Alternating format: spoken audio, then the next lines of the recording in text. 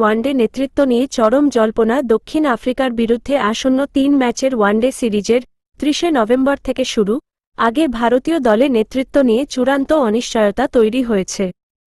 নিয়মিত ওয়ানডে অধিনায়ক শুভমান গিল প্রথম টেস্টের দ্বিতীয় ইনিংসে ঘাড়ের চোটে কাবু।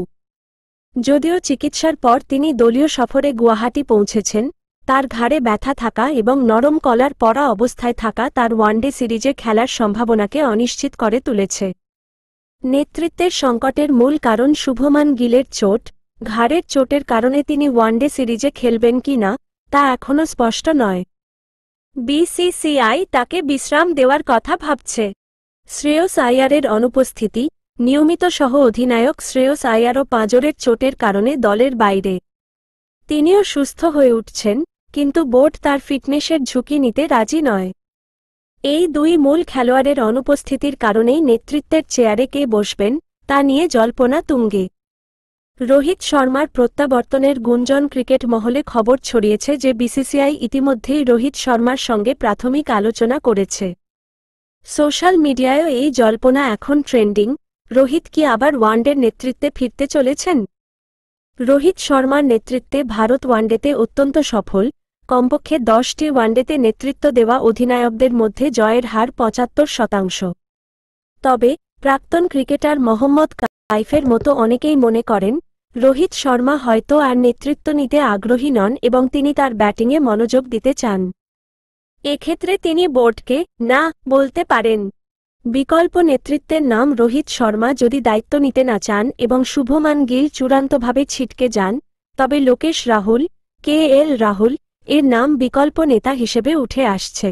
রাহুলের আগে 16টি ওয়ানডে ভারতকে নেতৃত্ব দিয়েছেন এবং তার জয়ের হারও বেশ ভালো। অনেকেই তাকে অন্তর্বর্তীকালীন ওয়ানডে অধিনায়ক হিসেবে এগিয়ে রাখছেন। দলের সম্ভাব্য পরিবর্তন। শুভমান গিল ও শ্রেয়স আইয়ারের অনুপস্থিতিতে স্কোয়াডের বেশ কিছু পরিবর্তন আসতে পারে। ওপেনার গিলের জায়গা দীর্ঘদিনে ব্যাকআপ ওপেনার যশস্বী জয়সওয়াল রোহিত শর্মার সঙ্গে ওপেন করতে পারবেন। 8 নম্বর ব্যাটার সহ অধিনায়ক শ্রেয়স আইয়ার জায়গা তিলক বর্মা দলে অন্তর্ভুক্ত হতে পারেন। তিলক বর্মা বর্তমানে ভারত দলের অধিনায়ক এবং 4 নম্বর ব্যাটিংয়ের অভিজ্ঞতা তার রয়েছে। উইকেটরক্ষক ঋষভ পন্থ এখন সম্পূর্ণ ফিট। ধারণা করা হচ্ছে তিনি ধ্রুব জুয়েলের পরিবর্তে রাহুলের ব্যাকআপ উইকেটরক্ষক হিসেবে ফিরতে পারেন এবং সম্ভবত তার 4 নম্বরে ব্যাটিং করবেন।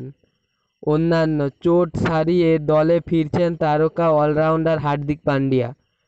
তবে সিরিজটি ভারতকে হওয়ার এবং বোলিং আক্রমণের ভারসাম্য বজায় রাখতে সহ অধিনায়কের দৌড়ে অক্ষর প্যাটেলেরও নাম আলোচনা আছে। বর্তমানে সমস্ত চোখ বিসিসিআইয়ের আনুষ্ঠানিক ঘোষণার দিকে, তা শুভমান গিলের চূড়ান্ত ফিটনেস রিপোর্টের ওপর নির্ভরশীল। এই পরিস্থিতিতে আপনার কি মনে হয়, রোহিত শর্মার আগে ওয়ানডে নেতৃত্ব কার নেওয়া উচিত, নাকি লোকেশ রাহুলকে নেওয়া উচিত? এবং এরকম আরও ক্রিকেট নিউজের ভিডিও জানার জন্য আমার চ্যানেল অর্থাৎ CRK অর্পণ ক্রিকেটকে সাবস্ক্রাইব করুন।